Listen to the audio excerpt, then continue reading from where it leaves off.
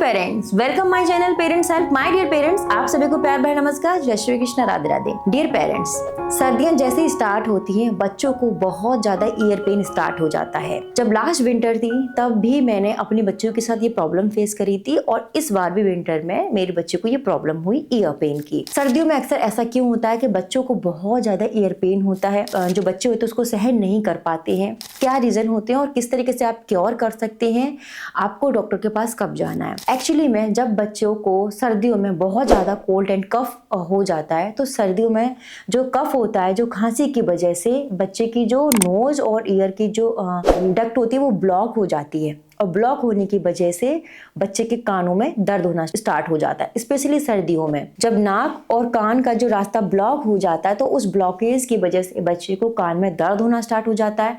और भी multiple reason हो सकते हैं, ये ही नहीं है कि सिर्फ कोल्ड और कफ की वजह से होता है, लेकिन सर्दियों में स्पेसिफिक इसी की वजह से मोस्टली बच्चों को कान में दर्द होना स्टार्ट हो जाता है।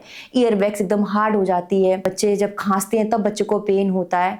ठीक है, तो ये रीजन होते हैं। कभी कभी बच्चे के कानों में फुंसी भी निकल आती है या फिर कोई छोटा कीड़ा कान के अंदर घुस जाता है, तब भी बच्चे को प्रॉब्लम हो सकती है, तब भी ईयर पेन हो सकता है। या कभी छोटा बच्चा है, बड़ा है, उसने कान में कुछ डाल लिया है, तब भी बच्चे को ईयर पेन हो सकता है। बात करते हैं जब विंटर में अगर आपके बच्चे को पेन हो रहा है, आपने देखा ईयर उसमें कुछ भी आपको ऐसा नहीं दिखाई दे रहा, कोई फुंसी वगैरह कुछ भी ऐसा नहीं दिखाई दे रहा, मीन्स आपके बच्चे को सर्दी की वजह से जो कान में दर्द होता है वो हो सकता है। अब जब मेरी बच्चे को अभी कुछ दिन रिसेंटली में हुआ तो बहुत ज़्यादा बच्चे परेशान हो गए, सारी चीज़ देख ली, ओके था ना, उसे फीवर थी ना, बहुत ज़्यादा कोल्ड एंड कफ था, खांसी सर्दी उसको ठीक हो गई थी।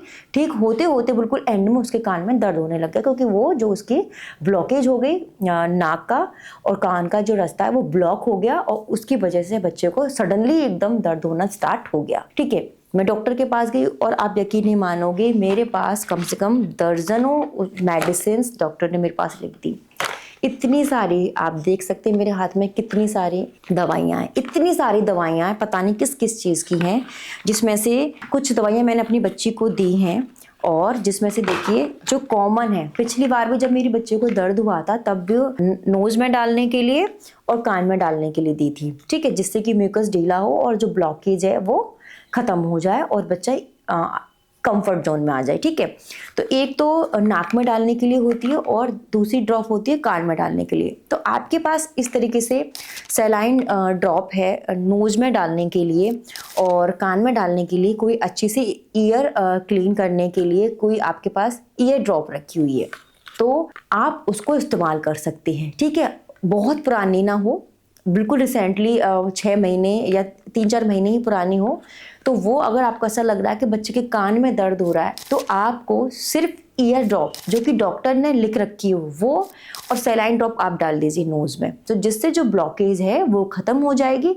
और बच्चे का जो ईयर पेन है कम हो जाएगा। ठीक है, और सबसे बड़ी बात, भूल कर भी आपको क्या नहीं करना है। देखिए, मैंने भी ये चीज़ बहुत सुनी है कि बच्चे के कानों में दर्द होता है, ईयर वैक्स हार्ड हो जाती है, तो बच्चे के कान में ऑयल डाल दीजिए। लेकिन अभी रिसेंटली में डॉक्टर कंप्लीटली इसको रिकमेंड नहीं करते हैं कि अगर आपके बच्चे के कान में कैसा भी दर्द है तो ऑयल मत डालिए, क्योंकि ऑयल इन्फेक्शन को इंक्रीज करता है, बढ़ाता है। तो आपको वहां पर ऑयल आपके बच्चे के कान में बिल्कुल भी नहीं डालना, क्योंकि ऑयल से इन्फेक्शन बढ़ सकता है और जो डर्ट है, गंदगी है, वो और बढ़ेगी। तो वहां पर किसी भी प्रकार का ऑयल आपको ड्रॉप नहीं करना, सिर्फ ईयर ड्रॉप डालनी है और सलाइन ड्रॉप जो होती है वो आप डाल सकती हैं। और बच्चा अगर पेन से में बहुत ज़्यादा परेशान हो रहा है तो आप जो कान का जो एरिया है पीछे का और ये वाला एरिया, वहाँ पर हल्के गुनगुने पानी से आप बच्चे की सिकाई कर सकते हैं। एक कोई कॉटन का कपड़ा लीजिए, हैंकी लीजिए और उसको गर्म पानी में डिप करिए, निचोड़िए और फिर बच्चे के चारों तरफ आप सिकाई कर दीजिए। सेम आप जायफल घिस लीजिए, जायफल घिस कर आप अपने बच्चे के कान के सराउंडिंग बच्चे को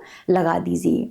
आपको बहुत सारे लोग घर में ऐसे मिल जाएंगे जो आपको सजेस्ट करेंगे कि ऑयल डाल दो या फिर आप कुछ भी मतलब चीज़ें जो कान में डालने के लिए कहेंगे, कान में दर्द हो रहा है तो वो डाल दो, तो आप स्किप कर दीजिएगा, वो चीज़ आपको नहीं करनी, क्योंकि कभी कभी वो चीज़ बहुत सिवियर हमारे बच्चे को हर्ट करती है, तो वहाँ पर आपको भूल कर भी यही नहीं करना है। ठीक है, ये 3 चीज़ें आप कर सकते हैं, सिकाई कर सकते हैं और जो जायफल है वो घिस कर आप लगा सकती हैं, और आपके पास सलाइन ड्रॉप रखी हो या ईयर ड्रॉप रखी हो वो आप अपने बच्चे के कान में डाल सकती हैं। अगर उससे आपके बच्चे को कंफर्ट मिल जाता है, रिलैक्स हो जाता है, वो रोता नहीं है, तो कोई दिक्कत नहीं है, फिर आप उसको रहने दीजिए जैसा भी है। अगर उसके बावजूद भी आपके बच्चे को रिलैक्स नहीं मिल रहा, बहुत ज़्यादा बच्चा परेशान हो रहा है, देन आप डॉक्टर के पास जा सकते हैं। जो ENT डॉक्टर होते हैं, आप उनके पास अपने बच्चे को ले जा सकती हैं।